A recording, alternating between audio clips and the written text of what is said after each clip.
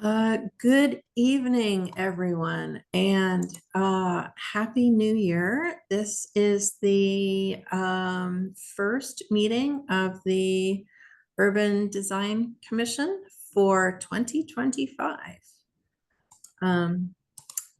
Today, this evening, it is January 14th, 2025, and the time is 6:05 p.m. So I call this meeting of the Urban Design Commission to order. Pursuant to Chapter 2 of the Acts of 2023, this meeting of the Urban Design Commission is conducted by remote participation. We will make recordings available upon request as soon as possible after the meeting. My name is Sarah Lewis, and I am the co-chair for tonight's meeting. And we'll start with a roll call of the commissioners present. Frank Valdez. Present. Andrew Abba. Present. Deborah Fennick. Here. And Tim Talon. Present. Please let the record show that Sherry Ruane has unfortunately had to resign from the Urban Design Commission, so her position of a full member is now vacant, as well as the two alternate positions on this commission. We'll talk about that a little bit more at the end of the meeting. So with three members present, we have a quorum. Our first order of business is to approve meeting minutes. Does anyone have any comments or notes that need correction on the November 12th, 2024 meeting minutes? All right, seeing none, can I have a motion to approve? So moved. Motion Seconded. by Tim, seconded by Andrew. We'll do a roll call vote for the approval of the November 12th, 24 meeting minutes. Frank. Yes. Andrew. Yes. Deborah. Oh, I'll abstain. I was not at the meeting. Okay. And Tim. Yes. All right, 3 votes. Thank you very much. We have meeting minutes. All right, the next item is we have some recommendations for review. We'll start with 181 Pearl Street, and I do see that the planner on these projects is here. So if you have any questions for clarifications, let me know. But we'll start with 181 Pearl Street.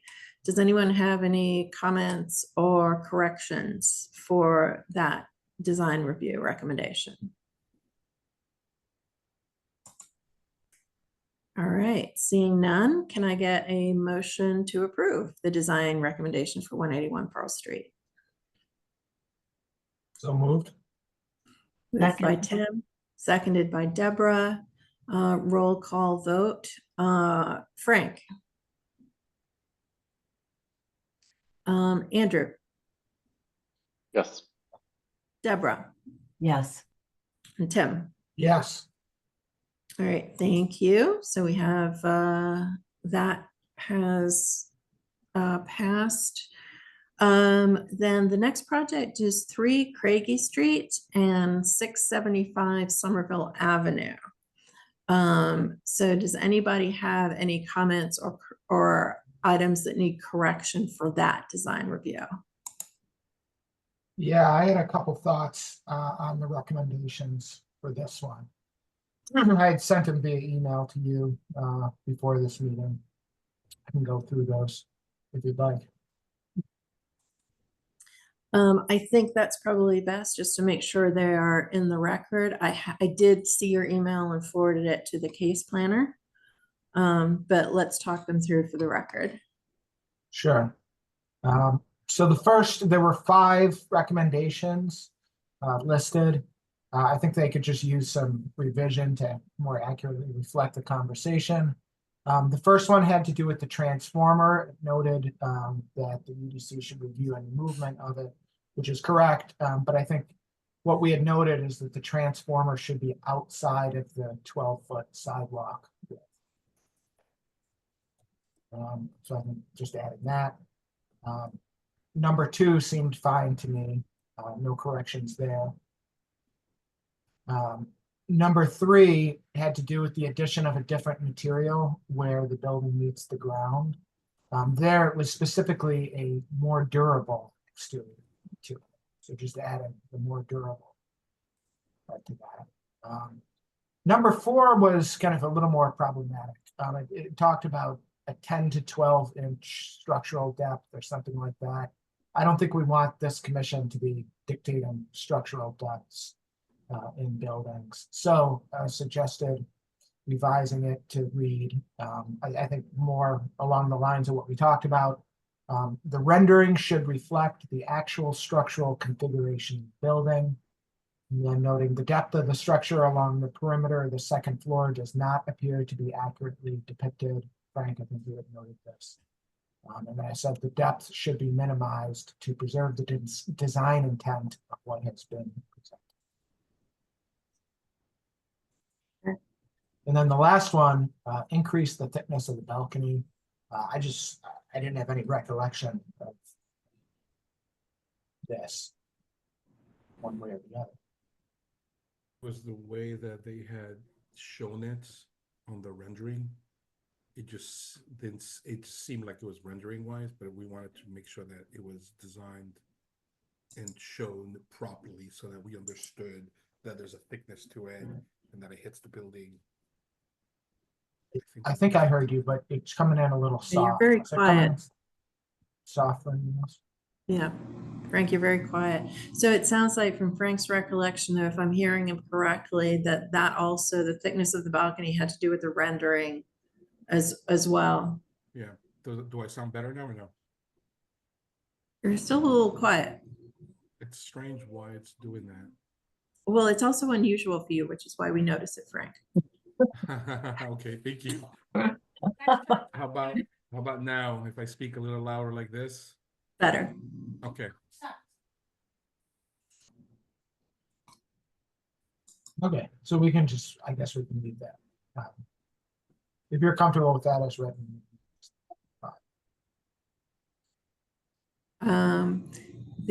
All right, I'm seeing nods. So if everybody is okay with the revisions just discussed, then can I have a motion to approve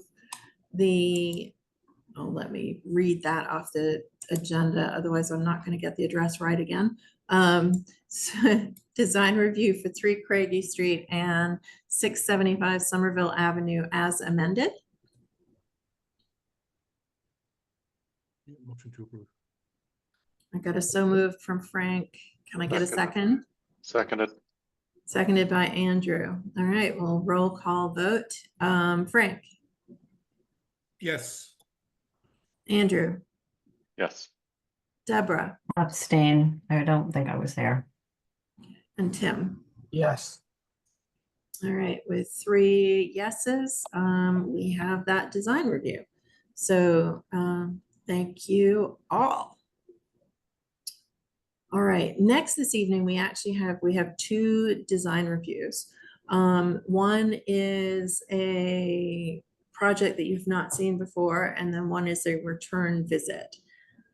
So we're going to start with 44 White Street. If I could get the applicant for that project to raise their hands, who will be leading the presentation. In the meantime, this is for the commission, this is an MR4 apartment building. And so we need to vote on massing and facade, the design guidelines, and any additional design guidance.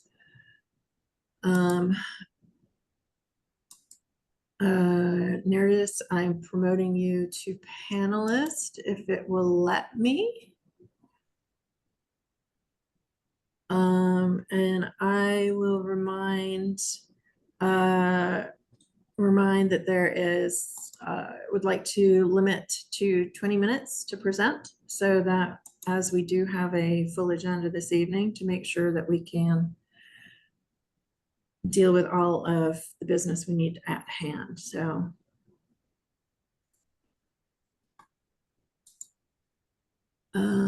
let me make sure. Evening. All Can you right. hear me? There we are. Okay, I was about to say, I think you're muted on your end. Yes, we're good now. Okay, let me see if I think might be sharing is not allowed yet.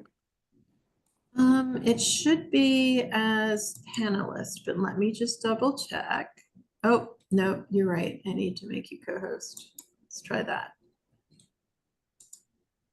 Sorry about that. Can you try now? Okay. See now. So good evening. Neil Nellis from KDI, previously known as Calza Design. So I'm gonna jump quickly into existing conditions. Just to orient everybody. So can you hear me well? I'm just trying a new system just to make sure. Yes. So the project site is located on the border of between Cambridge and Somerville, and it's right in front of a Porter Square shopping center. So this is the site location. This is the White Street here. On the other side of this this property, we have actually you can see here shopping center employee parking. And here are the street views of the existing building, currently story and a half single family residential unit. Quick site survey, which just I don't think we need to touch anything on it unless you want to discuss it later on. In the zoning, as previously mentioned, this is apartment building. It's rather small site and project for this zone, but we still need to go through the review. And I think we need to present the 3 different facade options. We don't require massing approval, as I understand, or 3 different massing options. So quickly we can jump into landscape design. We have permeable pavers for the parking portion and some vegetation along the back side of the lot. And since we have a 0 setback, we have a minimum setback, sort of like a building code driven 3-foot setback on the left if you look from the street, and 0 setback on the right side where we have like a parking area and a garage garage door entry, and sort of like a open garage area. We set back 12 feet from the street as per zoning. You see here slightly reduced curb cut. We had to slide down the entry to that parking area down to the edge of the property. First floor on the first floor at the garage area, at the parking area, is at a 0 setback, and then we step back 3 feet if you go up floors. Quickly areas, it's like 6,150 plus minus square foot structure with partial basement, and then we have units. 3 units contain. This building contains 3 units only residential program in it, and units unit areas with approximately from 1830 to like 2050 square feet. I can go through floor plans, but in general, units basically, first floor unit is split vertically. It's like with a split level residential entry, common entry, and then we have first and basement for the unit number 1. And if you go up, second and third floor units are sort of like a split living spaces and sleeping space is split with a central stair and a deck in the back. We have roof deck, approximately 440 square feet roof deck that belongs to unit number 3 at the top, third floor unit, and small roof, green roof area. In terms of design, we're presenting 3 options here. The goals of design were basically just to present the contemporary design with the durable contemporary materials, with the low maintenance materials, and what we think it's sort of it will blend with the future developments and current developments in that area, in the Cambridge and Somerville site both. We wanted also to break up the facade as much as possible with the base balconies, with the vertically and horizontally with the cornices or balconies. And then, as much as possible to get sort of like a ground floor activation with the residential entries, with sort of storefront residential entry, clear glazed garage door, and then unit portion elevated as per zoning, as well as for the privacy of 2 feet or I think or more above the ground floor. If we jump into the different options, this is like option 1, probably more preferred option, where we show I think minimal materials compared to other options. We have sort of play of cold and warm materials, which is sort of like a dark charcoal and wood-like elements. In this option, we have oversized balconies and sort of continuous cornice line between first and second floors. We added shading devices in this area, in this option, for the top floor balconies. And then this also has less sort of siding types, I think. And this we only have 2 types of siding. If we go to more renderings here, the rear is more or less same massing with sort of oversized windows, and you have street view, front view, and aerial view that we can discuss if needed later on. Same as with elevations. The second option, we introduce like a bronze elements, if you will, bronze color window trims, bronze elements on the cornices. These we propose smaller windows where we don't continue cornice between first and second floor, and sort of grounding down the central core to the street, a little canopy above the entrance. We're introducing a third material, lap siding in this option, smaller doors for the balconies, similar window type, and if we go to the option 3, we propose different window pattern, glass balcony,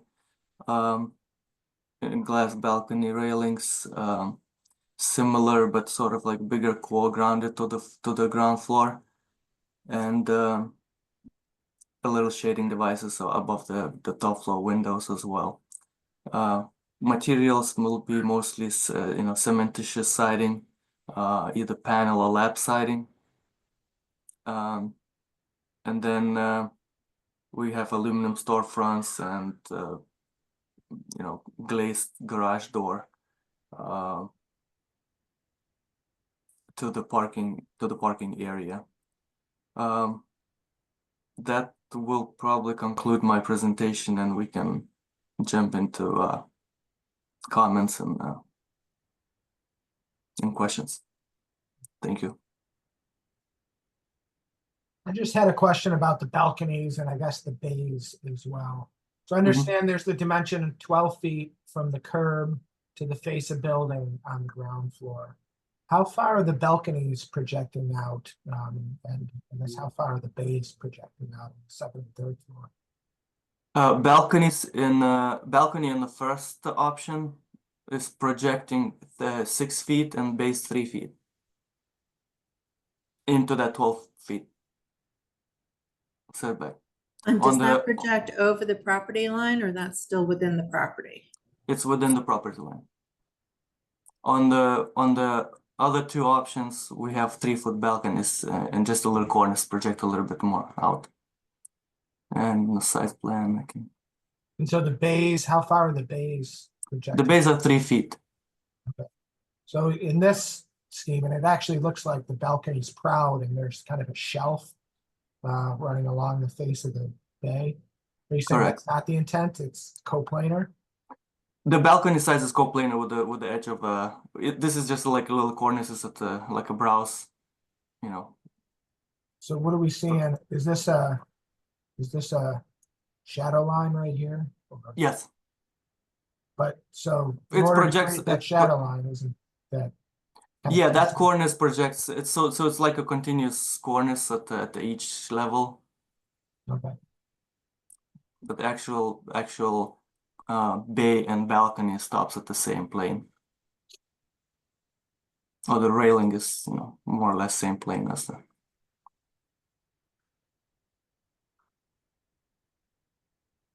Versus option 1 that projects more. And maybe Street View will do a better judgment. Let's see. On the previous option that you had a question. Yeah. It looks like the railing is on that corner. Okay, so it looks like it is pushing out a bit. A bit, yeah, I guess you're right. It will be a little bit out. We're just 3 feet minimum. We had a actual balconies 3 feet, you know, and then the railing is a little bit out, if you will.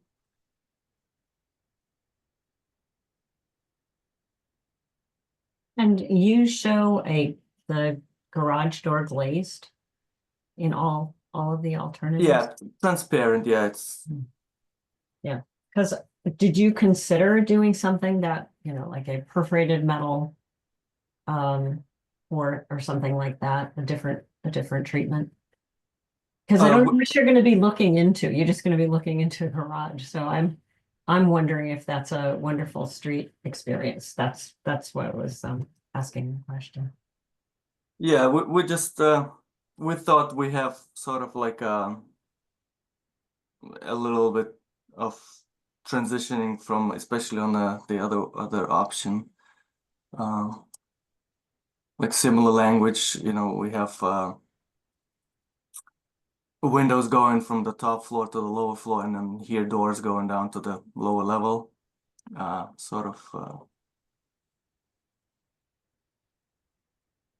I mean, it can be different material, but we thought just give some depth to look more like a window rather than solid door.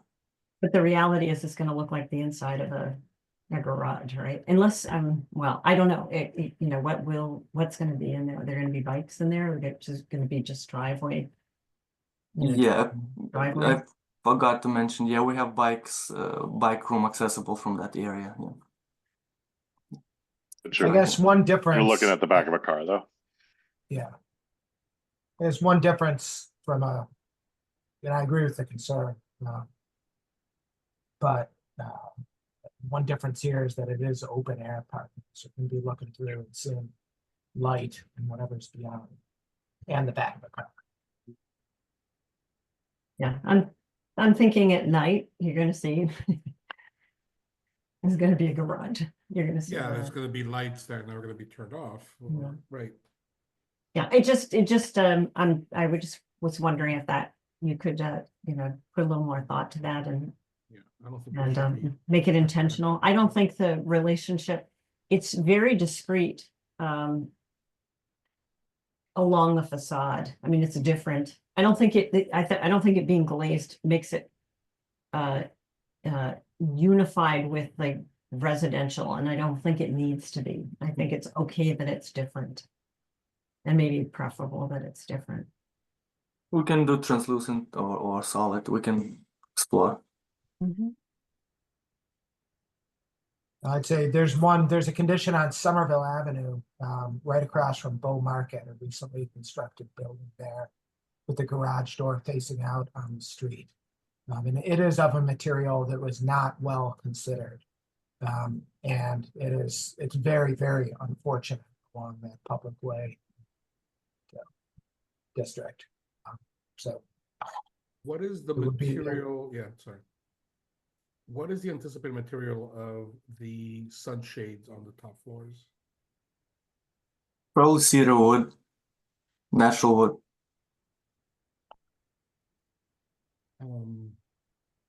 I would try to explore something different than that. I think it's been my experience when looking at those conditions that eventually it begins to decay because it's never done well, and it just begins to just like fall apart, and it doesn't look good in the end. I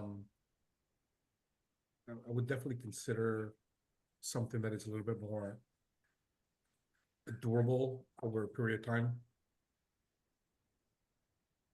Because you have, can you go to option 3?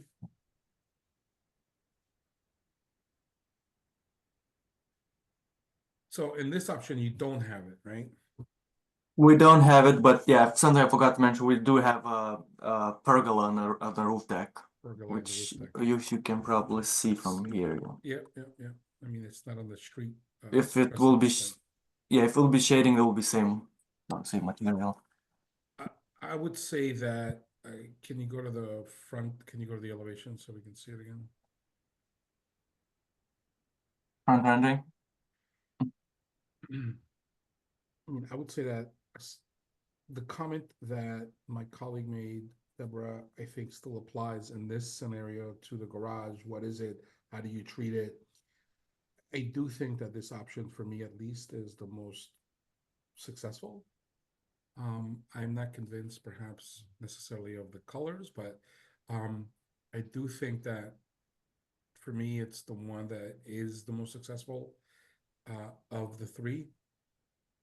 The one question that I have is that you are using hardy panel, flat hardy panel, as well as hardy siding, and the corner conditions of the hardy, I assume that you're not leaving them open, but that there would be a corner, there would be like a treatment of a corner treatment of that. Am I Reglets, correct? probably, yeah. Is it reglets? Would it be reglets? I think would be Would it reglets a in this. corner, or would it be a corner, like the corner conditions that Hardy supplies for it, which is typically a bulky corner condition to treat with that? No, probably would be a corner reglet, Okay. aluminum. So, yeah. Okay. If that would be the case, I think I want to make sure that that's actually written in the conditions that the corners would be treated with aluminum reglets on that. And what would be the base of where the hardy is ending before it hits the floor? The base, since it's gonna be partially exposed to concrete, most likely, since that area, especially along the garage, is sort of non-conditioned. We anticipating to lifting at least probably 6 inches just from all the conditions that can, salt and water and things like that, which Hardy needs to. In this project, correct me if I'm wrong, you have to comply with passive house, or you don't? But this side's probably not a passive, but Okay. yeah. Is that correct? That we're not using the density for higher density, lower density. But there's, I don't know, but there's the new energy code, and I think I'm just trying to understand whether this in Somerville does 3 units, you said, correct? Correct. I would confirm whether not necessarily because of what the zoning says, but what the energy code says, and the fact that Somerville has become accepted the conditions for the new energy code, whether that the overall encompassing energy code does apply to you, and therefore you would need to comply to passive house. I don't know that because it's three units, but I would confirm if that is the case per the energy code, because if you do have to comply with passive house, I would say that that's going to impact your window sizes. And, then the thing that would then impact the facade after the fact is that the windows that we like are going to become smaller because you need to comply with passive house. So I will make sure that per the energy code and per the opt-in stretch code that Somerville has accepted, and which means that projects have to be passive house, that you are in compliance with that or don't have to. I would like to know a little bit more information about that, because I do like the windows. I do like it, but passive house has become a lot more restrictive in the openings on that. So it would change your facade tremendously, and we need to relook at it. I agree with you about this being compositionally being the most successful. And this is where I was remembering the garage really feels distinct because it holds the ground. Maybe maybe the other ones are so dark they're really hard to read the composition. But there's the garage door is glass that touches the ground, or it's perforated metal, whatever material you fall on, and it is a very distinct thing, and I think that's a good thing. The other thing is I think the one, especially with the deeper balconies, may be nicer for the units, but I don't think it's nicer for the street condition, a condition to walk along the building. I think these should, is this like a 3-foot deep actually the plan's a little different in this one, right? Because I guess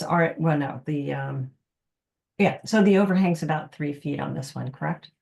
Yes, option 2 and 3 overhang is a little bit 3 feet balcony. Maybe minimum, four, maybe four. plus Got the that little- corners, yeah. Mhm. Yeah. So I agree, and I personally think a lighter building is more successful in this location, which would also preference option 3. Yeah, I would agree compositionally with option 3. I think it's the simplest, and it also has a kind of a more vertical proportion because the two sides of it are separate from each other. Those balconies aren't connecting over to the other bay. I'm agree with Deborah about the comment about the depth of the balconies. I'm also a little concerned about the depth of the shelf that's being created on the bays. I mean, setting aside the architectural concern, if that's a foot and a half deep, that's going to collect snow. It's over a public way. Does it fall on the sidewalk? I wonder if, maybe it's another pass at option 3, but looking at alternatives to how that banding is tracking across the bay. I'm not sure it needs to.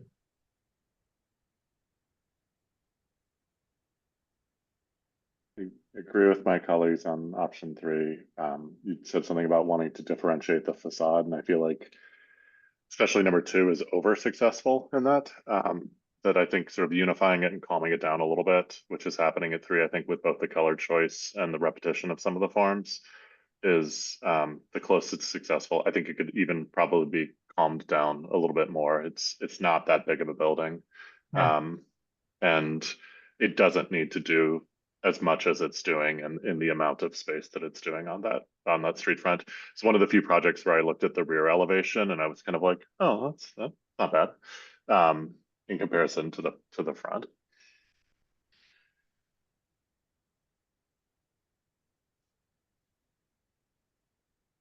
And then landscape, I did have a question probably for Sarah.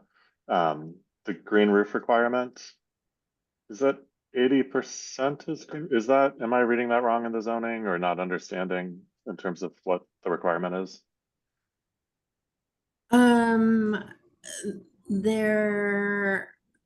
That is a very good question. Are you referring to the green roof ordinance specifically? Yeah, I went back and looked at the at the zoning ordinance, and it said something about green roofs being 80% of the surface area, and I could have misunderstood it or read it wrong, which is fine. Yeah, and it does have, you didn't read it wrong, the 80%, but it has to do with there are discounts from that. So for example, Gotcha. stair towers, mechanical space, and so it's sort of 80% of the non-required Gotcha. use for Okay. other things. That makes sense. The planting that's shown in the back is fine. I have no issue with that. The mulch pathway, I actually kind of appreciate that we're acknowledging the fact that people need to get back there and that that's going to be one of the routes. The streetscape at the moment is pretty devoid of anything. We do have to set the building back 12 feet, but you can have planting within that zone. You just have to configure it a little bit. So I would encourage a street tree or planting within that zone, which is possible as long as we're providing a 6-foot clearance in some way, which is possible given the dimensions that we have. And then the pergola, I do really like the idea of providing shade up there. I think that's a great amenity. I think that idea needs to be developed a little bit more right now. It looks like it's that same cedar that the shade was being prepared out of, which I don't think you can, at the very least, you can't do that for posts up there. You can not on a roof terrace like that. So it would be great if that were developed a little bit more and it felt like it was part of the whole composition, because right now it kind of looks like it's like was taken out of somebody's private backyard and just sort of landed up there. And since you will see it and will experience it, I think having it integrated a little bit better in terms of the materiality and the language would be helpful.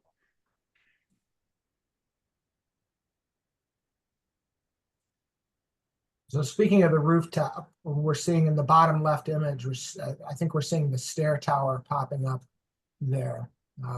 It looks like in this image, it's clad with the darker party plank, and that would be the only thing on the building clad in that color. Is that really the intent?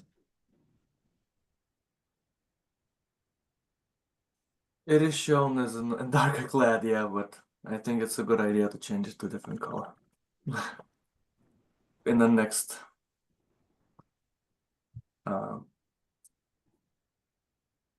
option.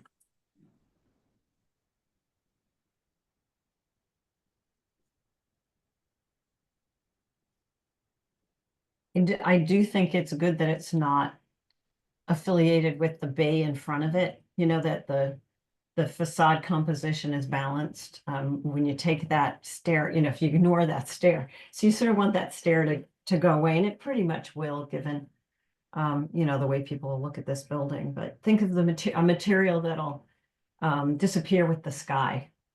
Might be. Yeah, I think darker material would be better, but maybe not as dark as some window trims or. I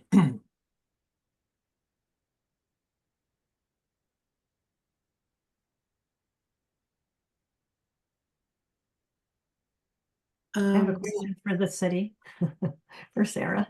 Is parking required with this project? No, Okay.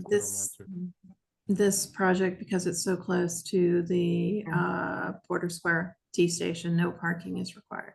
Yeah, that's why I asked the question, so.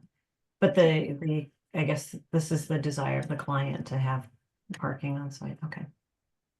It's a great question, and desire of the client is great too, but I would strongly recommend not having parking if it is not required.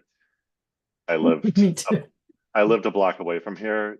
There is no place in the city of Somerville that is more transit accessible than this spot on Earth. You can get to the grocery store. You can do literally everything you need without a car. Yeah, bus, train, subway, yeah. Bike paths, yeah, it's a great location. And we're ceding half of the ground floor to 3 parking spots. Yeah. That's a waste.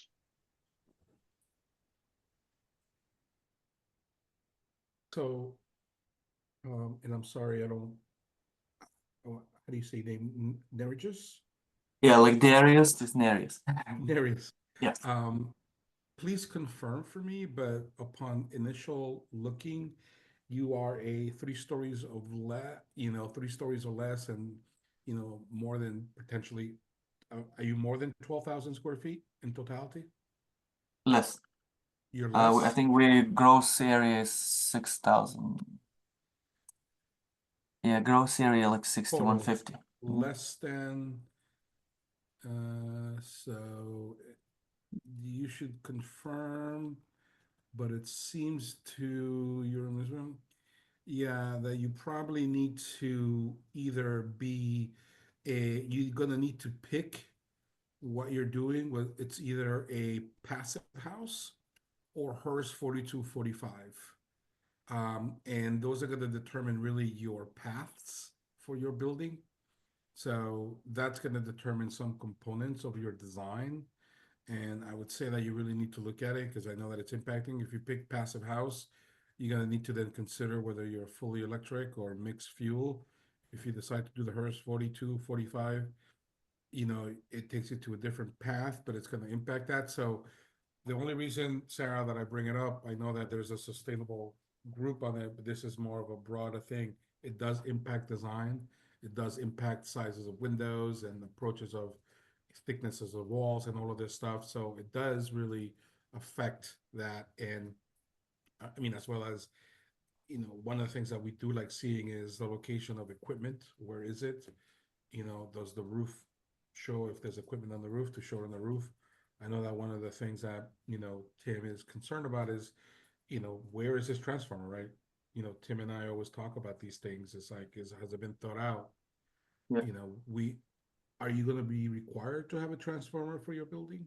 Is it So outside? no, yeah, we thought about this. We thought about fully electric building, and we've thought not a passive path is for just from the experience for this size of a building is probably gonna go HERS 4245, and it's 45 since it's electric. And for this size, we would not anticipating to have transformer because it's only 3 units. And we have Yeah. actually projects on this street down on the Cambridge side. We have 5-story buildings with a pole But that transformer. was done before all of this. It's right now. It's being done Okay, right man. now. Yeah. All right, so just confirm, because Yeah. again, we don't like these things coming after the fact. You are fully electric. I mean, and are they gonna be, if you're gonna have parking, any other parking gonna require to have any electrical charging, stations?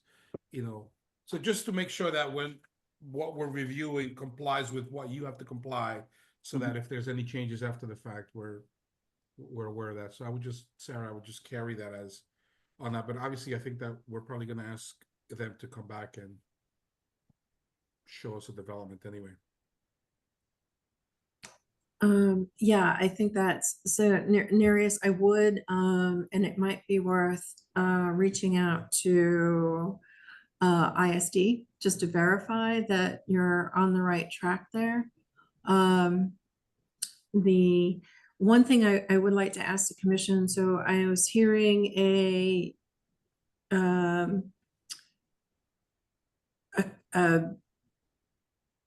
consolidated answer that option 3 is the preferred scenario. Do we want to take a vote on that, knowing that that at least gives the team a direction to make the modifications that have been discussed? Yeah, I would be comfortable with that. Yeah, that's All right. fine. Okay, so then can I get a motion that option 3 is the preferred massing?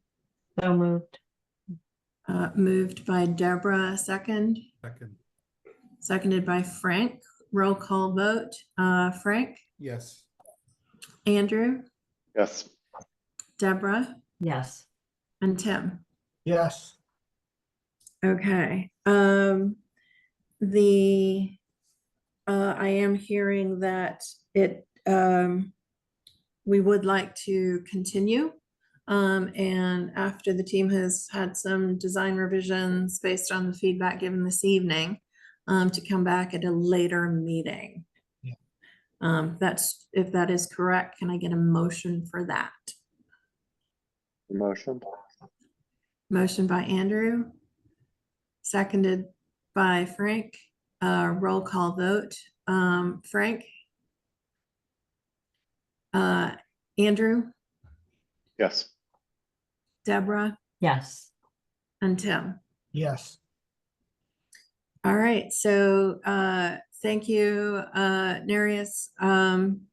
The next meeting, just for your reference, is January 28th, but by no means do you have to be ready by that date, depending on how, sort of what you need to do your work. Okay. Sarah, Thank can I you. just ask one more thing? Sure. Darius, when you come back, it would be helpful if you could help us understand a little more how the building is meeting the ground, what that material is. I know you mentioned it was concrete, or some other durable material. It can't be the foundation wall coming up. The energy code won't allow that. I think we won't allow it either. So that would be great if you could help us understand that. And one more comment, question, if you will. Would you be willing to explore the option without the glazed balconies? Because if we propose something different or You can propose something Yeah. different. similar like the other, something like from the other options. Something Yeah. Yeah, okay. Thank you. I think it might be better actually. So, Thank you. Right. Sorry, I'm scribbling notes. Okay. Thank you, Nereus. All right, moving on to the next project, which is 151 Linwood Street. This is the U-Haul building in Brick Bottom that you have seen before.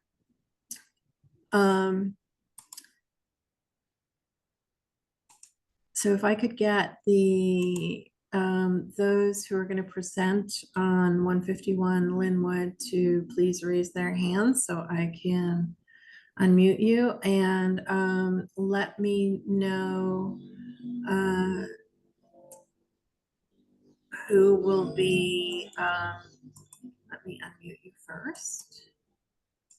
And then I can promote who will be sharing screen to do the presentation.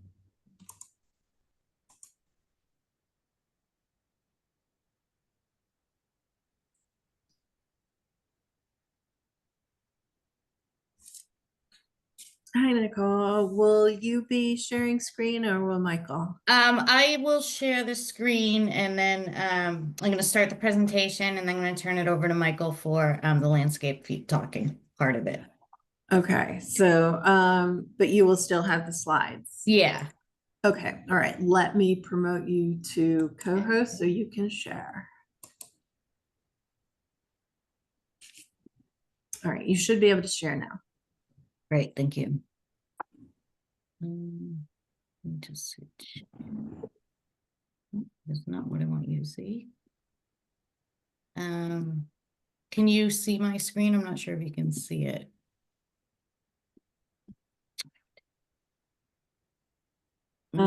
Yeah, now we can see the Yeah, I architectural minimized floor it. plan. You see the architectural floor plan? Hold on. My apologies. I don't know what I just did. Oh my goodness, I apologize. I'm trying to move this, but there's this panel in the way.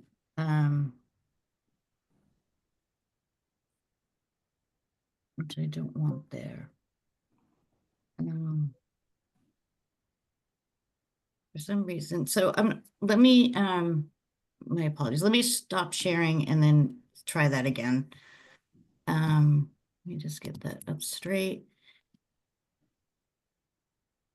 Cancel. If you can just share the window sometimes. Yeah, that's what I'm going to try. So share not layout. Let me share my, there we go. So this should work. Okay. That should be better. Can you see the existing conditions plan? Yes. Okay, great. Thank you very much. So good evening, everyone. My name is Nicole Langley. I'm an associate with High Point. We were here before this commission on August 13th of 2024. We presented the project to you and to show you what U-Haul's vision was to transform with the Brick Bottom neighborhood. U-Haul purchased this property in 1977 and have been operating out of that facility since then. I'm going to show you the existing conditions, as you can see here. They've been operating out of this facility since then. Over time, the facility no longer meets their desired growth and prosperity goals. So they're looking to transform the existing building into something more state-of-the-art that blends in with the growth of the existing neighborhood. So as you can see, this is the existing building, Joyce Street up here to the north, Linwood Street to the south. There's a large parking loading area off of Linwood, a smaller parking area off of Joyce Street, and then the building itself. I'm going to give you some updates on the site features. When we were here last time, we received multiple comments from members of the board on some recommendations for both the site and the building itself. So I'm going to go over some of the site improvements that we made for the building itself. Some of the comments we received was originally we were showing bituminous concrete sidewalks along Joyce Street. We have changed that, are now proposing cement concrete sidewalks along this area in front of the building. The commission had requested that we make the area more of a destination, more of a place for the community to go. So we provided, which you'll see on the landscape plan when Mike talks, but we're providing 2 shade trees along this area on Joyce Street, where before we weren't proposing any, and 3 pedestrian benches as well. Another site feature we included is a pedestrian pathway, a 4-foot wide concrete walkway that connects Joyce Street to this crosswalk here and then out to Linwood Street. So there is that pedestrian connection. We did discuss a little bit at the last meeting, if you can see this plan here. Can you see the updated plan? Okay, sorry. So, there's the MBTA station over in this area. There is a pedestrian path if you follow the green dashed line that goes to our property, and then we added the new pedestrian connection that would run through the property out into Linwood Street. So it gives you a bigger overview of how the MBTA station ties into the facility and how pedestrians can make their way around this area. Another feature that we are showing that really ties in the community is we're proposing to install a mural wall, which is approximately 100 feet in length and 8 feet high. It'll be located in this location of the drive aisle adjacent to the new pedestrian walkway. We're adding new pedestrian benches that will be installed in the landscape features. The mural will be periodically refreshed or cleaned to allow multiple artists to present their work on this mural. So that will be installed here. I also have a better rendition of this wall that I can show you here. Let me just get that to fit the screen. So in this area, that's kind of an idea of what the wall will look like with the benches and the adjacent sidewalk. And then the last comment that we discussed at the last meeting, we were showing plantings in this area. People familiar with this area know there's a Mercedes dealership in this area. and there is the new proposed building for U-Haul. There was some comments regarding any sun that would be shown in that area. We did do some shade studies in this area at similar opposite ends of the year, June and November. And then we worked with our landscape architect, Mike Radner, who will be speaking shortly, and we provided shade tolerant plantings in this area that will thrive in this condition. So that way we're able to meet our green score, which, as you know, the requirement for this area is 0.2, and this project as proposed, we have a green score of 0.23. So those are the updates that we've made since to the site since you last saw us. Before I turn over to Mike Radner, would you rather me just turn over and do all questions at the end? Sorry. Yes, please. Sorry about that. Yeah, keep going. Yeah, why don't I do that? So let me introduce Michael Radner from Radner Design. I will pull up the landscape plan and then he can talk more specific about the features, and then I can show you the building options. Good evening, Michael Radner with Radner Design Associates in Dedham, and I'm glad that Nicole's face is on the screen and not mine. So I see him. it's a weird feeling. So our approach to this is basically taking what we have, these very long, narrow spaces in between paving and buildings and so forth, and trying to make the most out of this. I mean, it is a large building, but we do have spaces to do some pretty intensive planning. Our goal is to make the most out of it, and I think we've tried to really focus on two levels or visually. One is the shade trees that you can see along the right and the top. One also down on towards Linwood Street where we have the space. And then on the ground plane, we have a lot of perennial and ornamental grasses. And the goal is really to plant very tough, resilient native species. And I think we're probably 95% native on this plan as well, except for our green giant arborvitaes. But you know, we're looking at occupying spaces there anywhere from 4 feet wide to 10 and even 20 feet wide on the top left. So, you know, we do have a little bit of space to do some multi-level plantings in there. But we do need to keep it also fairly open visually so that we're not blocking views in and out of the site. I think that's a security, you know, just basic security. And then there's a number of I think there's some drainage features like on the west side. We have some Nicole, that's a swale that Yes. runs down the middle of that space. So we're sort of planting on here. either side of that Yeah. with things like red osier dogwood and sedges and so forth. But it's a mostly herbaceous and native plant palette. And then in the shrub layer, we do have some shrub layer along the right side as well. And I think that is basically the presentation. Thanks, Mike. Sure. So now we'll go back to the building. When we were here last time, again, we presented you with 3 facades, and they were all individual presentations. One of the comments requested was to put each elevation view on one sheet to show the different options. So that's what we did, and that's what was submitted to you this time around. So as you see here,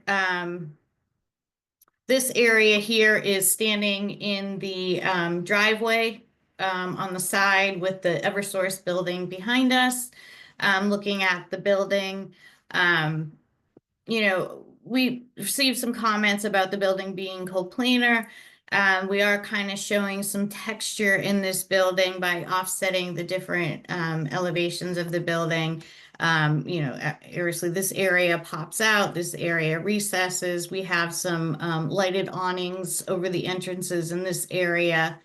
You know, the accents that change between the different options, we're either looking at like a red brick, a gray brick, or a faux stucco that kind of go with the existing buildings in the area. Directly across the street on Linwood, there's a 4-story grayish brick building, which kind of blends with, you know, this option here. And we have some of those other features along both Linwood and Joy that kind of pulls everything together.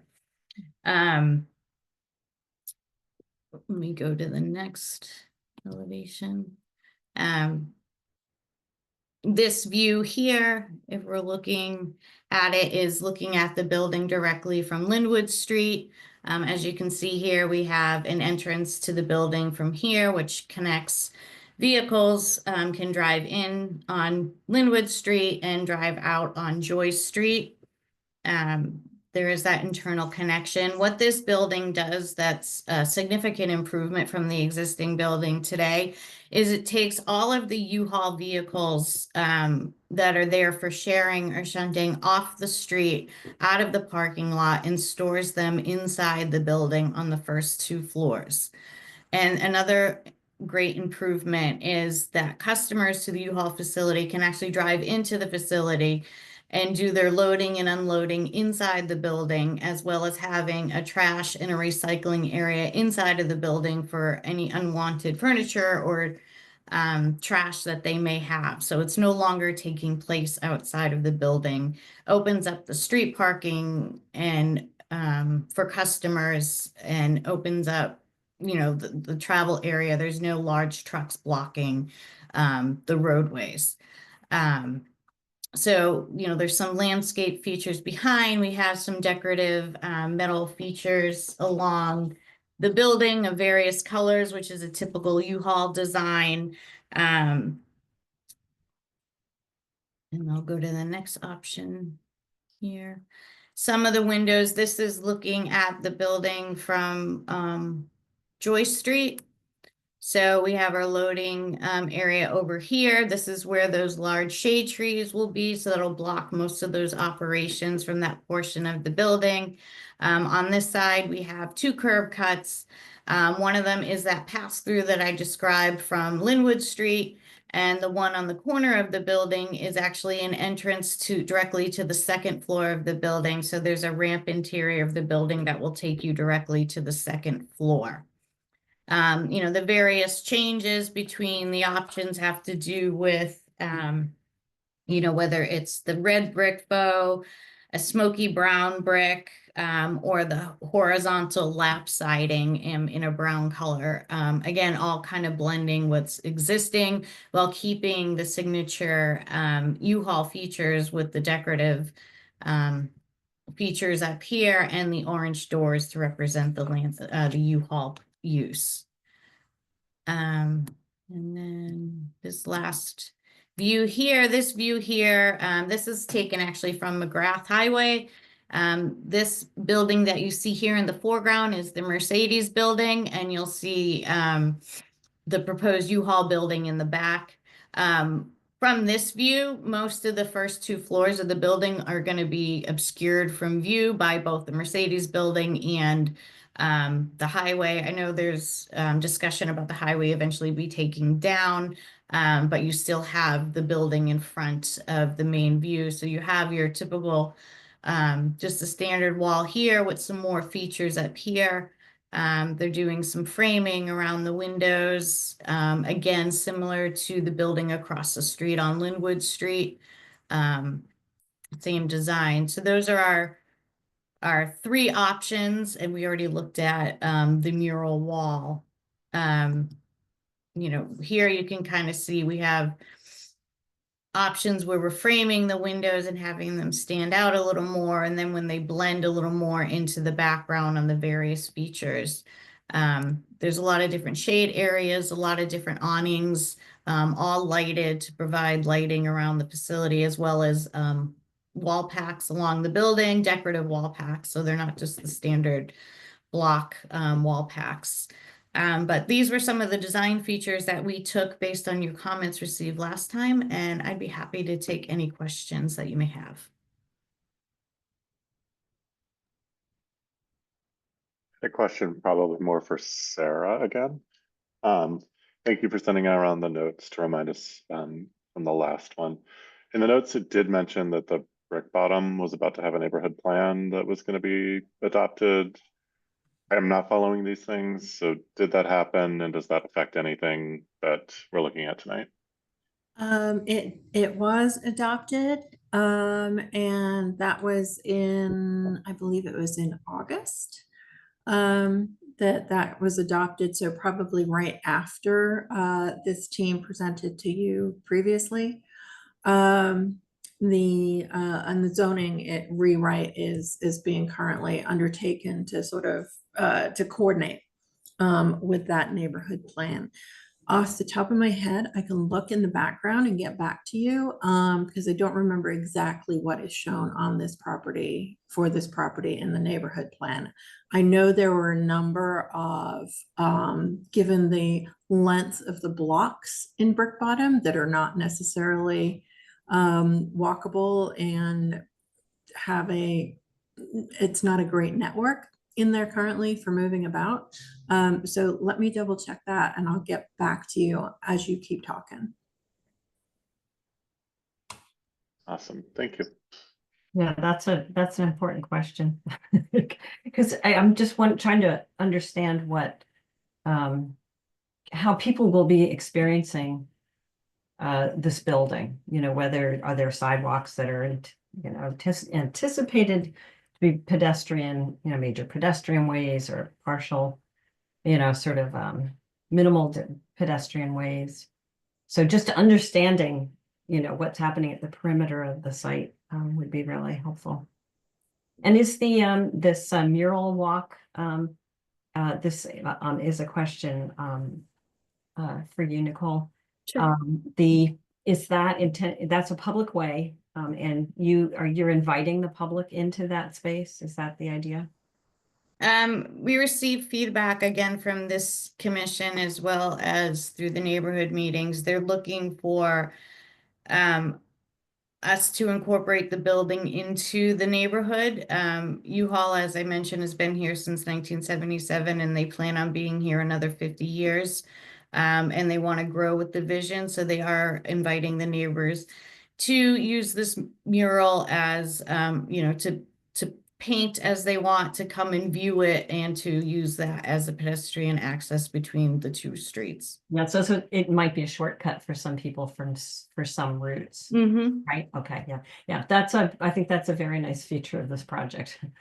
Thank you. I'm really having trouble figuring out what the difference is between the alternatives.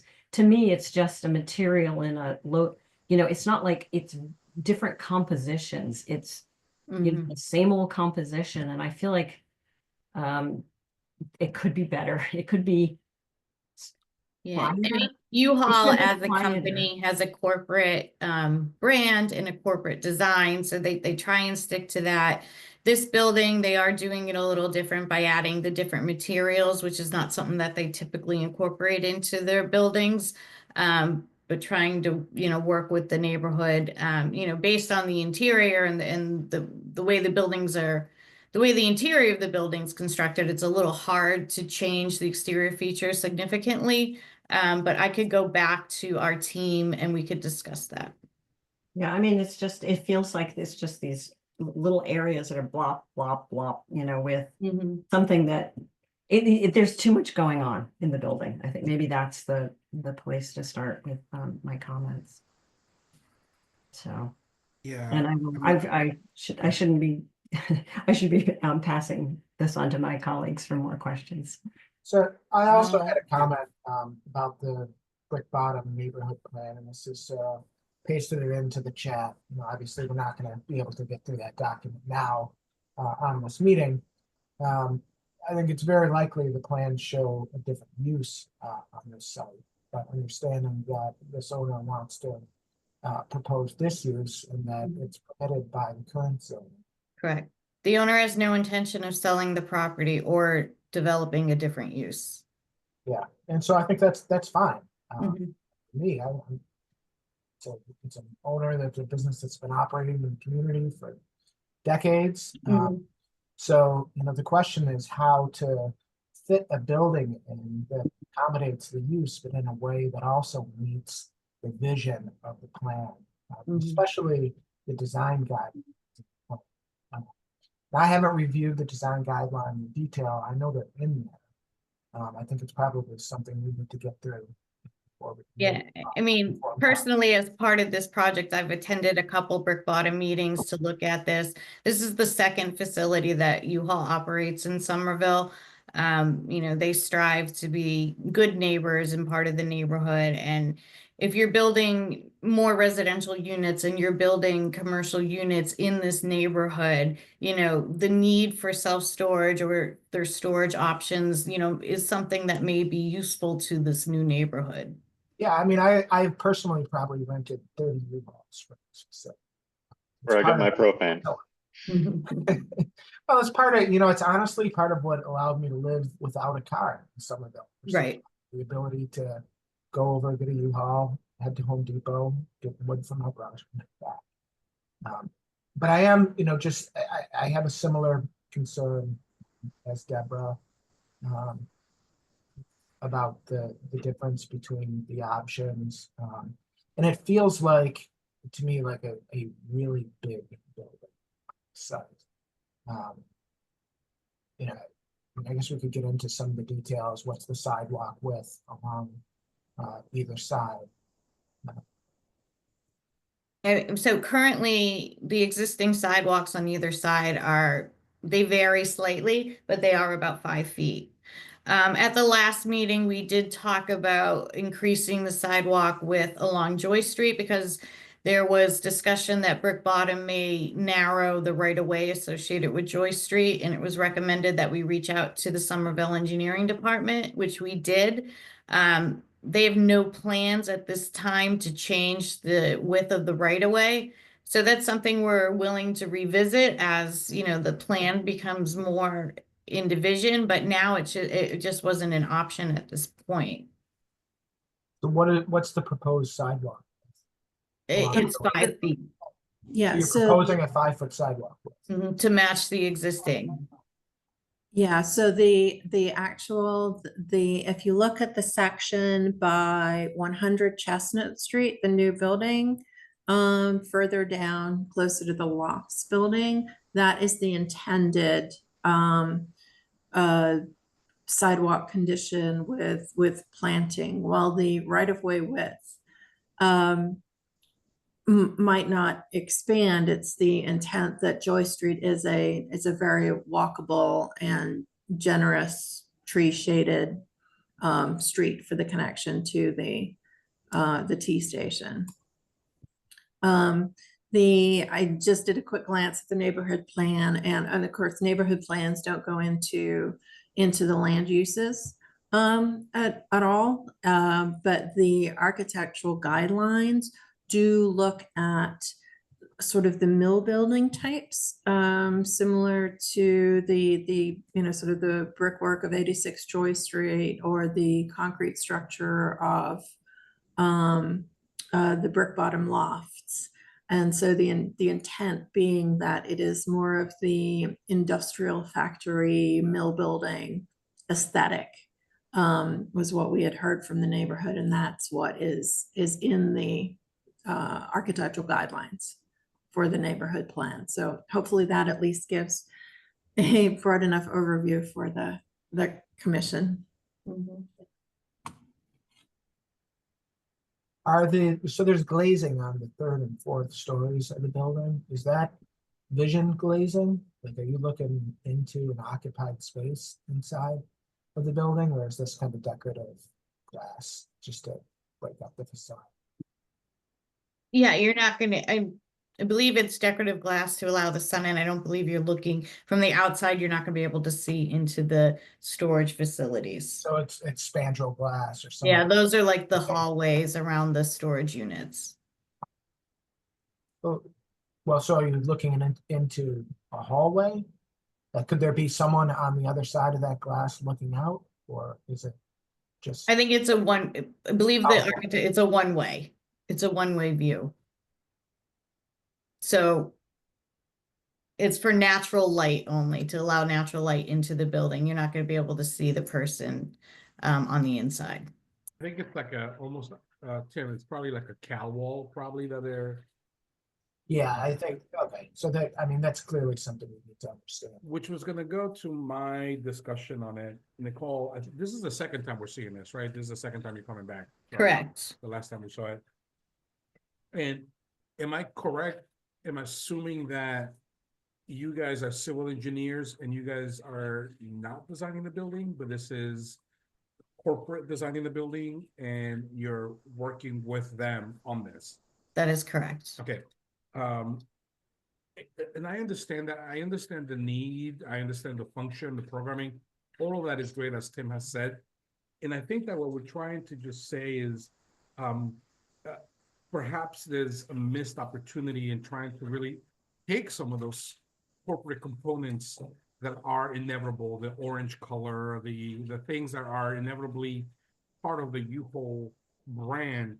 And I think that they can be incorporated in such a way to create a building that would be fitting for the next 50 years, as you say, right?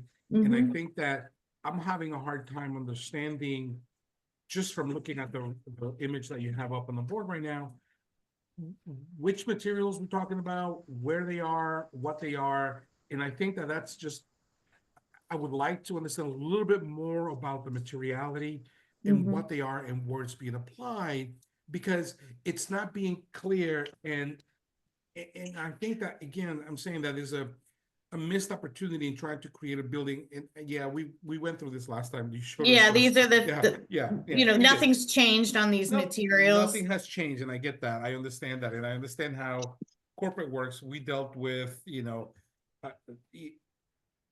the Mercedes-Benz Next building as door. well next door that dealt with that, and it was very. We're trying to create a better opportunity for you than that, I think, and I think that there is some potential things to understand a little bit better that I would like to know a little bit better, that the renderings and the elevations are not showing. Mhm. As we get close to it, it's like, there's a full break, and is the full break, is it just a tile? Is, the idea of the aggregate concrete stucco? I'm really against stucco. I think Okay. stucco No is stucco. just Yeah, really, we are showing stucco. yeah. You wanna Stucco is just the thing that mostly in this area is just not something that sustains itself, and the direction that the neighborhood is taking and the development, we would like this building to be able to fit in within that and be the storage facility that it is, and taking away some of those things and putting them inside. I think we get that. And I think that what we're asking is maybe a little bit more architectural intent in the treatment of the elevations as pedestrian people are going to be walking. I think it's being treated a little bit too much to the U-Haul truck coming in and everything about that. But I think that the way that perhaps the envision of this, and maybe this is the landscape and you would understand, there's a pedestrian experience and the way you circulate around the building and how you experience it around, and hopefully that it feels like you're not walking next to a big storage facility that is like, feels cold and not welcoming, but that there is a pedestrian experience that works within your building. And I think that you can work with all of the elements that you have and that corporate needs, but to play with those things in a way that creates a building that fits in an environment that is not necessarily a building that you can plug in anywhere in Texas or in Kansas or Plymouth or wherever you want it, but that it has particular components that are unique to Somerville. And I hate to say this because I hate when I hear it. We feel that we're unique, right? And we feel that there's uniqueness to what we have here. And I think that's important. Your wall is great. This idea of this wall that people can paint, Yeah. people said that it's great. I think that's awesome, right? The idea that you're connecting through, awesome. My criticism, just going back to the facades of the building, I think to my colleague Deborah saying, it just seems like you're doing, the changes are like gray, black, blue, red, choose one. Yeah. But I Yeah. think that it needs to be a little bit more facade articulation that differentiates your options so that we can look at the fact that you've explored some things. Is there a base to the building? Is there, a top, and what is those windows doing? That's I think that what we said last time, I think that you're heading in the right direction from a plan perspective and I will ask Andrew about this, how you're bringing in planting and trees and connections. Yes, you're addressing those things, but I just would like to see a little bit more intent on the facade and on the massing that has a little bit more. So to follow on something that you said, Frank, about materials, you're intending to design a 50-year building, and the palette I'm looking at, I'm not even sure stucco is allowed in Somerville. It's not real stucco. It's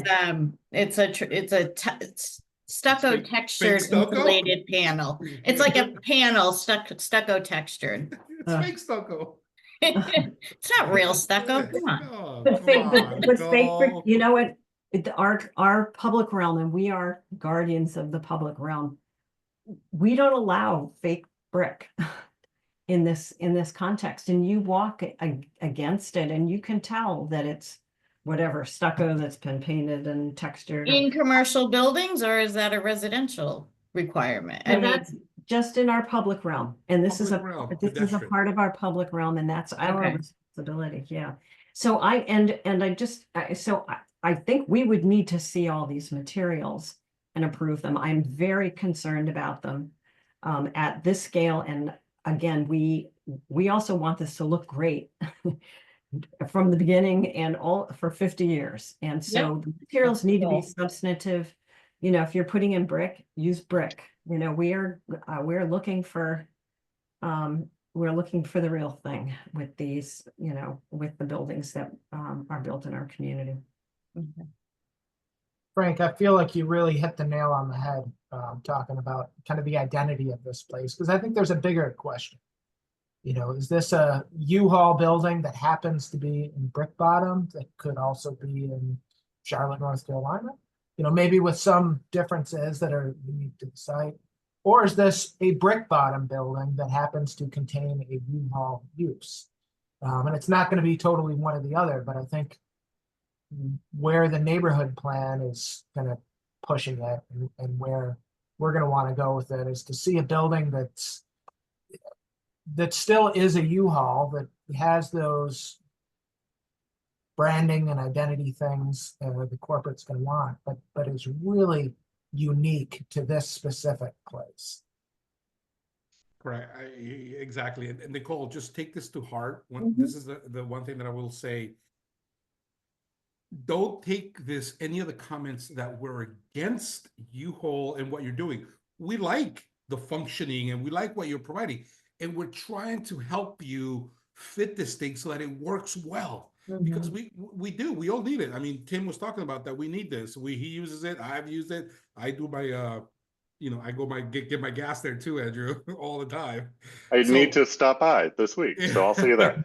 So Nicole, when you talk to corporate and you talk to the crew, let them know that what we're trying to do is give them exactly what Tim is saying, is that building that somehow is unique in a different way. Perhaps it's not entirely Somerville, U-Haul, it's not a Kansas, but a little bit thought process that helps everybody be happy with it, right? Because we all have to live with it for the next 50 years, and we want to. And Right. that's it. So we're supportive of the building. We I just want to appreciate help. that. We want to help it fit in, because I know there's tons of development happening there.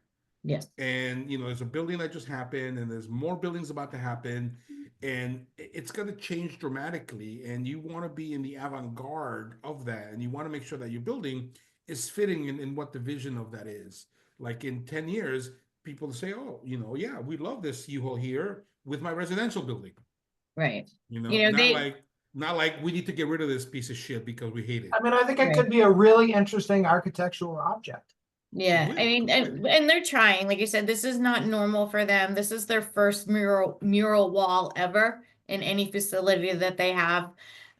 So we're trying to work with, you know, the Brick Bottom neighborhood. We're trying to work with the city.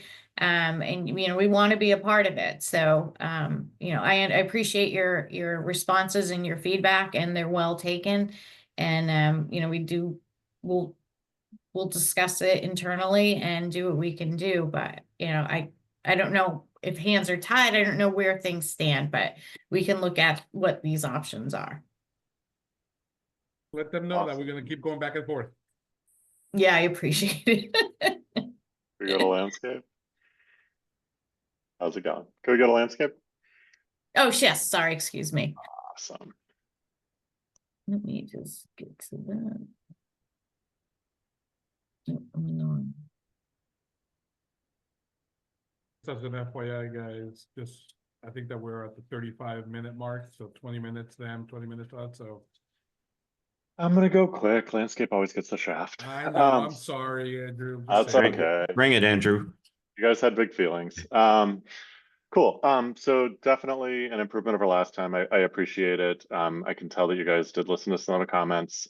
So that is wonderful. So I would say, generally speaking, I would love it if that drive aisle. So the comment I think that we noted before was that people are going to walk down it. There was no path. So the fact that there's now a concrete path is great. Very much appreciate that. I think the more we can do to make that road feel like a road, the more public it's going to feel. So I would honestly advocate for basically taking the path and putting it back of curb and moving the planting to behind the pathway, which will help the planting, because you guys are going to be salting this pretty heavily, and make it feel a little bit more public as a road. And then right now it looks like your path, it continues, it does the job of getting you to the front door. I would love it if it continued all the way to the bottom of the plan. It became a true cut through for the neighborhood. If I could just intervene on that point, I do have a swale there for drainage. So that's why it stops where it does and crosses over to the other side to the striped walkway. I need that space for drainage. Yeah, but I mean, you could also do a channel and put the swale on the other side too. There are options around that. I could look at it. Okay. You know, our concern with putting the walkway adjacent to the curb is when you go to the mural, it's got the landscape features are going to be trampled, like for artists painting them. I mean, they're not So cheap. I want to say, can I jump in? Yes, Yeah. please do. Yeah. So Andrew, we studied it 3 different ways, and this is the one that we landed on. It doesn't mean that it's the final. I think that we need to look at this mural wall a little bit more in its scale, the length, the articulation. I mean, it needs a little bit more study. But we did, that was my first instinct, was to bring the sidewalk to the curb. And then it's like, how do you get to the wall? Yeah. So, you know, I think we need to look at it a little more, but I hear what you're saying about this sort of the experience of walking up and down that path and trying to make it feel more like a lane. Yeah, a lane rather than I think we wanted to feel as much like a street as possible. Yeah. And I did have a question about the mural wall. It's a giant building like, with a lot of blank facades. I don't fully understand why we're creating a new wall on the site to incorporate this when the building is a giant box There's a with wall. a lot of walls. Yeah. And it also feels just conceptually like, to Frank and Tim's points, we're trying to make this a brick bottom U-Haul building.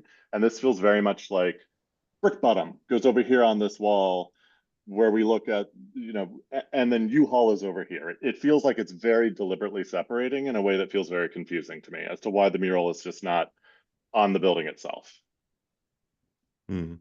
That was a corporate decision. It feels like a corporate about decision. people. They were concerned about pedestrians you know, basically tagging the building or putting their art on the building and, you know, potential damage to the building.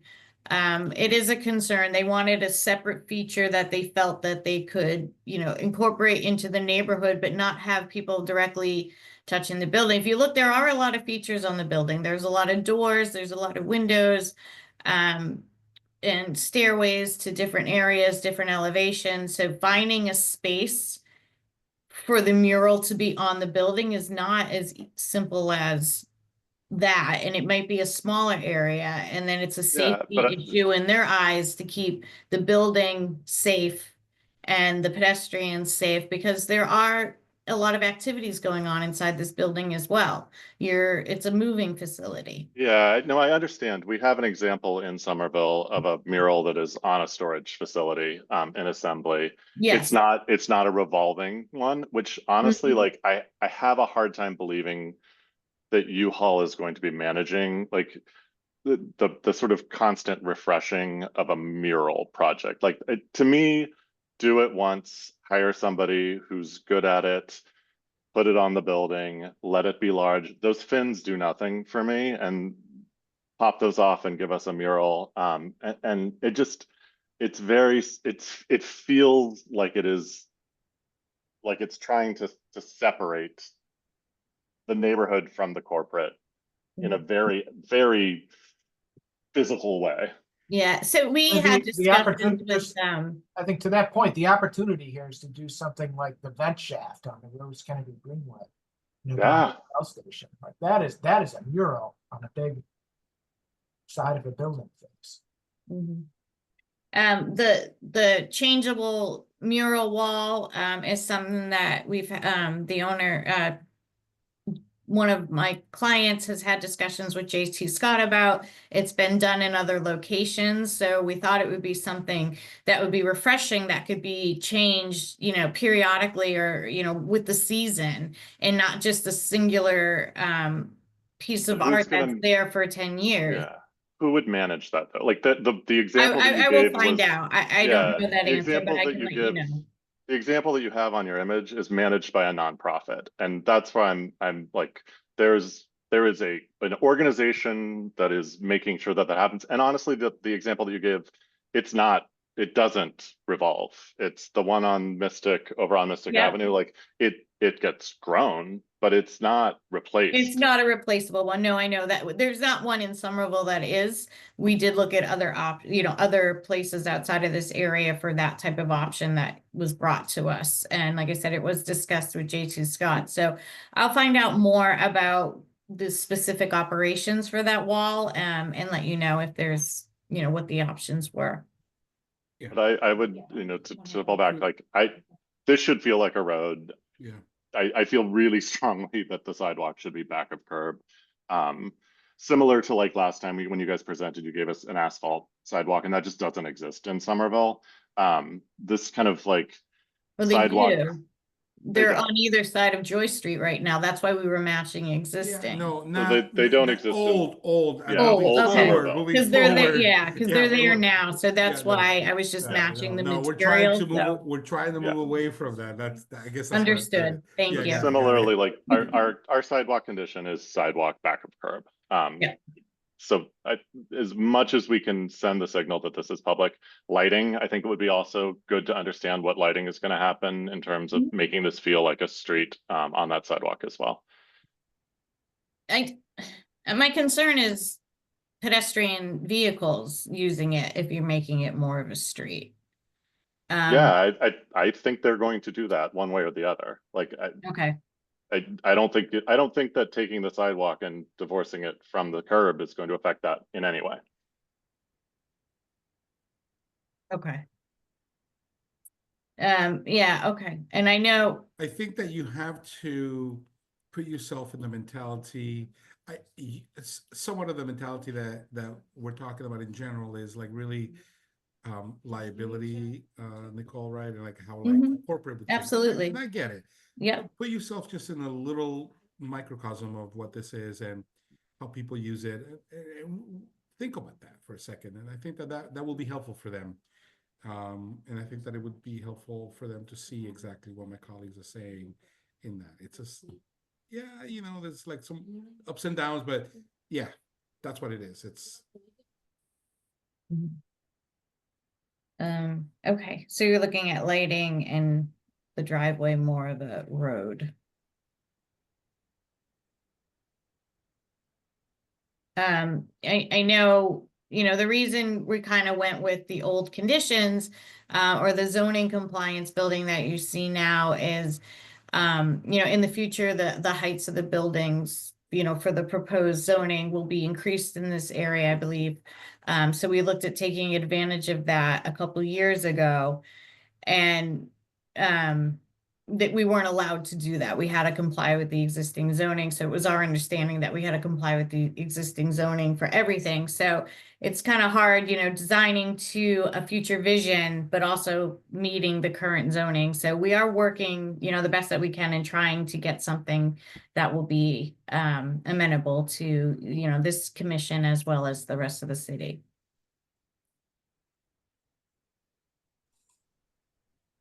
Okay, so what I'm hearing, sorry, go ahead, Tim. Just one other thing, that this is, of course, a very large footprint building. There's a big roof up there too, but it's an interesting opportunity to think about. You know, Andrew, you brought up the green roof ordinance earlier. It would be interesting to understand how that applies here. You know, are we talking about an 1.5 acre green roof up here? That's going to need to be created to comply with the current ordinance. Is there the possibility for something else up there? There used to be Basketball City on the top of a parking garage in the West End. No longer exists there. You know, just saying, there's interesting possibilities to think about with a roof of this size. Okay. I know it's an energy efficient roof, but I don't know any other specifics. U-Haul usually does not store their equipment on the roof, so I will talk to them about that.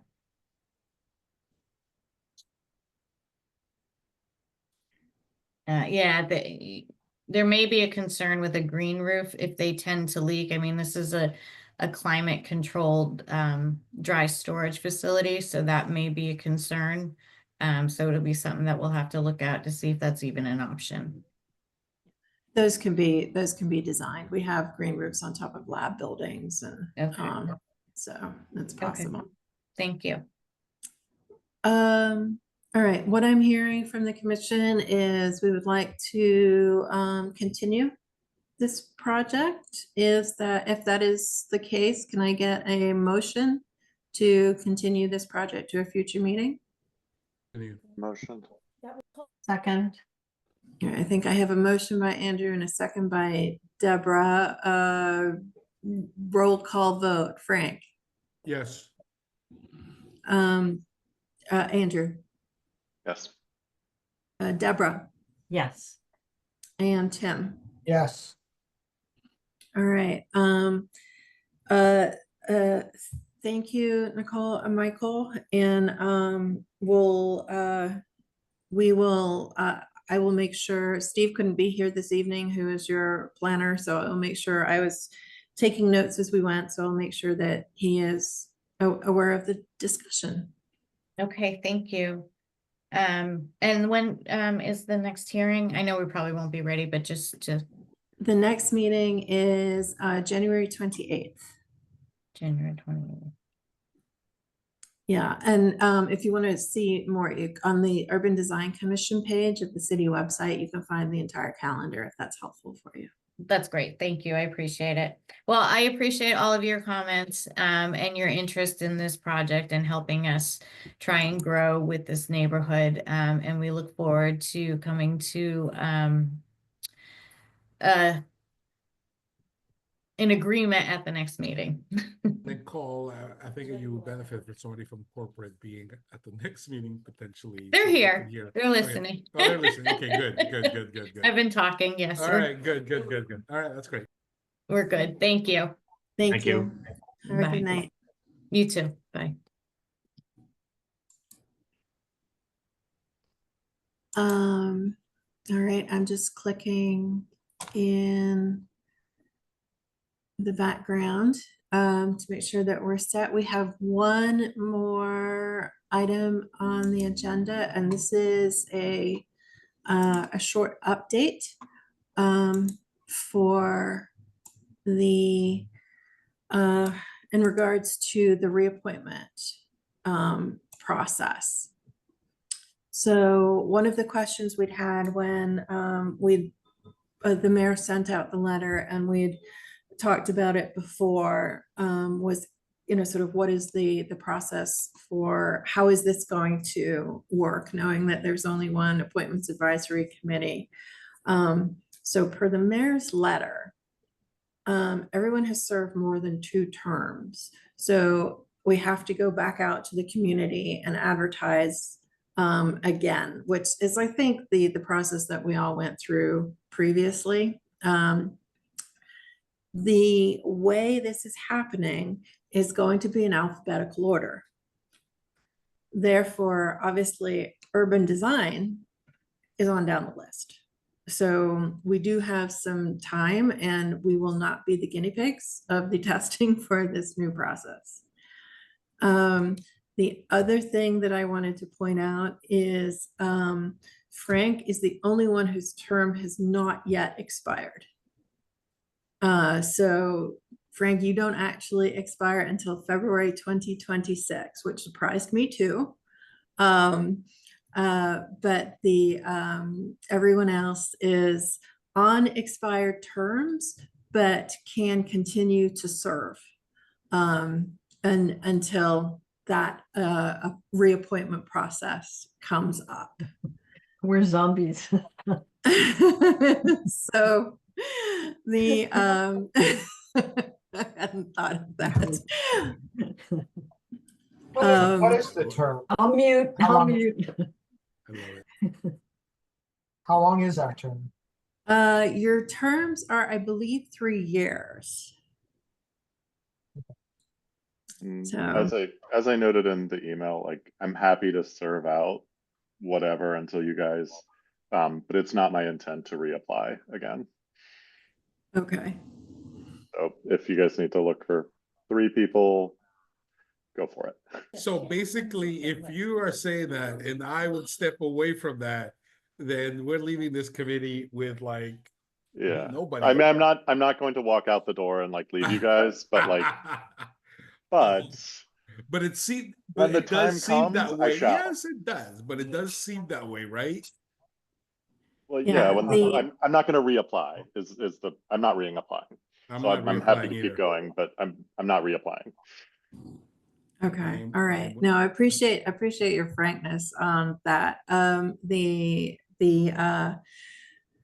We have right now, we've got the call for 2 alternates has been on the website for a while, have not seen any applications yet. I've been working with comms. We are pushing out call for both the alternate positions and Sherry's full member position. So those are being pushed out this week as a call for volunteers. So I will keep you posted as to So where are we? Where, since you said it's alphabetically, where are they on the bracket of that? I believe A.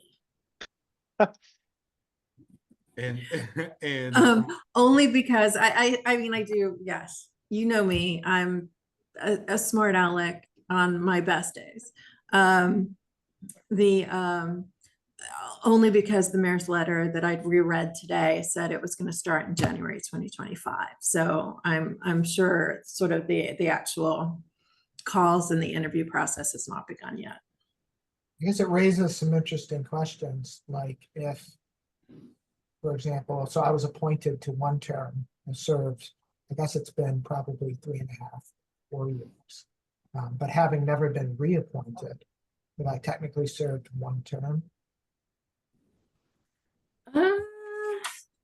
That I think you become a tenant at will. Yeah, Tim. right. Date of Water. first appointment. Yeah, see, these first appointment dates are incorrect. So Tim, if this was, let me check with the clerk's office because that might be something that It actually been perhaps 20, I think it was 21.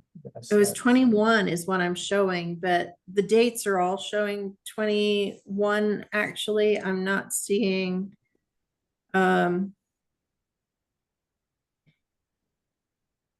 date of first appointment. Oh, term starts. I need to check with the clerk's office because I'm not sure the chart that I'm looking at is, it has the last appointment date listed as the first appointment date, and that's not true. And Sarah, what would happen if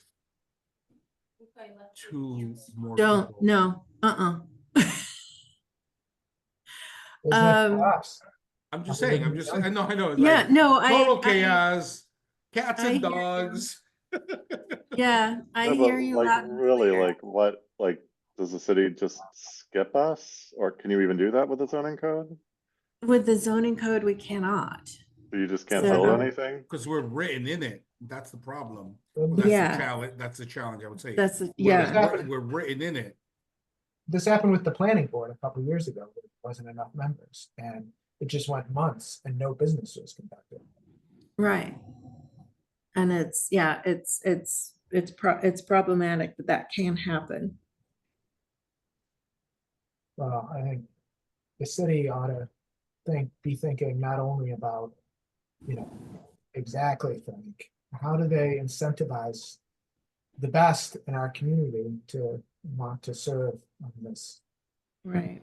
And I think one of that is kind of recognizing the work that goes into it and that everyone has kind of a lot of responsibilities that they're balancing. But another is also the purview of this commission. We have project review responsibilities, but I know I've mentioned this a number of times. But as I talk to people, we don't really have responsibility or a role in reviewing some of the things that are most impactful on the public realm. The Urban Design Commission does not review urban design plans. We're still an advisory only role. We're not, yeah. No, I agree with you 100%. Yeah. I think maybe better defining I mean, I think Deborah is probably the longest serving after me on this. Right, Deborah, you've been on this, what, 15? I don't know, but I 18? started with Assembly Square. I know, you started with Assembly Square and I started I was right after that. specifically Assembly Square and then Right. invited to this one. Because they I guess- consolidated it. Another technical question, since the Urban Design Commission has technically only existed since 2019, do all those terms served under the Design Review Committee count? Or is it kind of start fresh? It was I think it was a new thing. Like we had our first meeting on the April 16th, 2020. Yeah. We had to No, get it is a new entity. DRC went away. So, Yeah. So, yeah, Design Review Committee to Urban Design Commission. Well, right. So Frank, how do you, why haven't you expired? I think that I was up for I think the last time I was recently I was up for it again and just got redone. Yeah. Graminsky asked me Yeah. to get re-upped at one point and had me send my resume, Yeah. but it appears that didn't happen. So It happened during the whole pandemic that we were Yeah, and that that was when they were basically the appointments advisory committee didn't have a full complement of people. And it at that also point. became That's ironic. that the city council then appointed had to vote, right? They had to vote on the people who are which before it wasn't. So Yeah, that was all when that began. that was all. I don't know if you guys can do this, but like advertising someplace other than just the city website, like Yeah, send like it get to into BSA. send it to or- BSI and or an BSLA. Like Yeah. or there are the- so many landscape architects and architects that live in Somerville I that, know. like like we are not the only four. This should No, be like I know we're not the only four, but I would like to say something to this argument. Is that when you think of the BCDC in Boston that we all deal with, you know, there is a certain, I don't want to say gravitas about it, but there's an experience level of the people who are part of it, right? Who understand the city development, you know, David Manfredi, Bill Braun, there's a group of like very experienced, you know, well-renowned people that are capable of like being part of that because of their wealth of knowledge. And I would say that there is something to be said about the experience of the group here and how they what they bring to the table and the ability to just say, we just need to bring people. I mean, you need to bring people who are well adjusted to it, that represent a lot of things, not only from, you know, so there could be a lot of people who are interested in it. And if we're trying to fill a position, it could, you know, backfire, you know, and been not be stressing- helpful to the city. Yeah, I've been Right. stressing that a lot, that experience and technical expertise are, you know, sort of more critical than just. Right. I mean, and when you think about it, volunteers. like between the group that you have here, I mean, you know, Deborah has such a wealth of information in transportation and movement, and you know, Tim has done everything outside of residential that works so well. You know, Andrew's got like, you know, lands. So there is such a wealth of knowledge on the people that we are capable of, you know, leaning on each other. And it's helpful to have that because we can correct each other, right? Self-correct. And you know, and Tim can say to me, like, oh, Frank, you know, you weren't thinking about that. I'm like, oh, you know what? That's great. And we capable of doing that because we review all projects of all types. And I think that that's a great thing, right? So thinking about that, I think it's key. You can't bring too many residential people.